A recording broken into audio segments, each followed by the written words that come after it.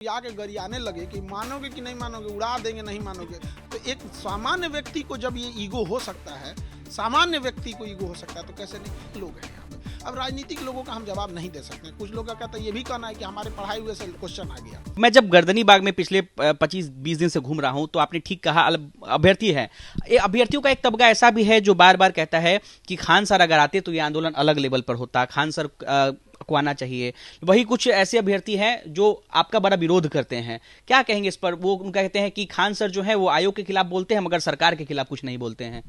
फिलहाल हम लोग को सरकार से काम निकालना है। अब हमारे दरवाजे पे आके ऐसे बच्चे, जरा डिप्लोमेटिक सोचिए, अगर कोई हमारे दरवाजे पे आए और कहे कि ये बात हमारी मानिए, आप नहीं मानेंगे तो कौन मानेगा, तो हम बाहर निकल के कहेंगे भी कि मान लेंगे, चलो भैया बताओ क्या बात है। लेकिन अगर कोई आके गरियाने लगे कि मानोगे कि नहीं मानोगे, उड़ा देंगे नहीं मानोगे, तो एक सामान्य व्यक्ति को जब ये ईगो हो सकता है, सामान्य व्यक्ति को ईगो हो सकता है, तो कैसे नहीं। नॉर्मलाइजेशन हम किस तरीके से मांगे थे, यही ना कहते कि भाई आप हमारा बात मान लीजिए, हम आपकी बात मान लेंगे, बस हो गया यहाँ पर। और जब सरकार नहीं कर रही है तो ये तो राजनीतिक पार्टी वाले ना कह रहे हैं। अब कोई राजनीतिक पार्टी हमसे ये कहे कि आप फलाना पार्टी को बोलिए, अब कोई ये पार्टी आके कहे कि तेजस्वी जी को कुछ बोलिए, या कोई कहे नीतीश कुमार को बोलिए, कोई कहे बीजेपी को बोलिए, ये सब चीज को लिए हम लोग नहीं बैठे हैं। ये जो आप बात बोल रहे हैं कि कोई विरोध कर रहा होता है, ये वो छात्र, एक राजनीतिक लोग हैं यहाँ पे। अब राजनीतिक लोगों का हम जवाब नहीं दे सकते। कुछ लोग का कहता है, ये भी कहना है कि हमारे पढ़ाई हुए से क्वेश्चन आ गया।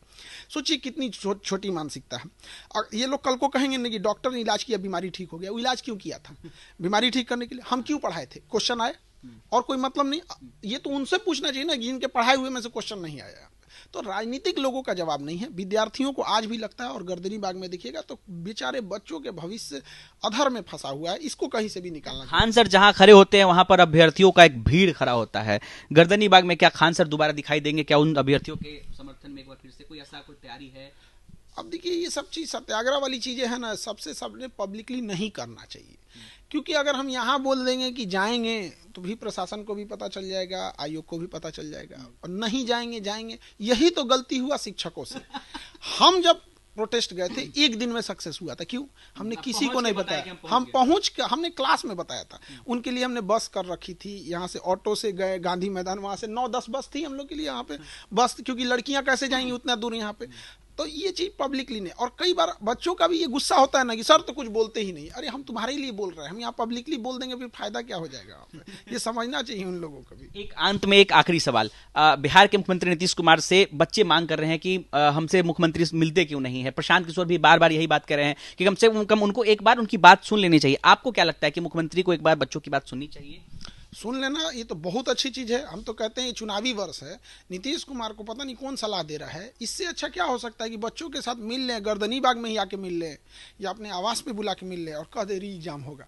ये सारा गुस्सा प्रेम में बदल जाएगा। तो हम तो उनको अब उनके पॉलिटिकल एडवाइजर उनको क्या सलाह दे रहे हैं? हम तो कह रहे हैं गलत सलाह दे रहा है, कोई ना कोई तो गलत सलाह दे रहा है, बहुत जबरदस्त गलत सलाह दे रहा है। उनको ये भर दिया। हम बच्चों की, हमसे ज़्यादा कोई बच्चों को समझेगा। दिन रात हम लोग बच्चों के बीच में ही रहते हैं। अगर वो आ गए या बच्चों को बुला लिए और 10-20 ही बच्चों को बुला लिया, कहे कि जाओ हम तुम्हारे लिए हम बात मान लेते हैं, इससे बड़ा बच्चों के लिए 2025 का कुछ तोहफा नहीं हो सकता है। तो हम सरकार से भी यही कहते हैं कि एक बड़ा दिल दिखाइए, और बच्चे में अंदर जो नाराजगी है ना, ये प्रेम में बदल जाएगा तुरंत, क्षण भर में।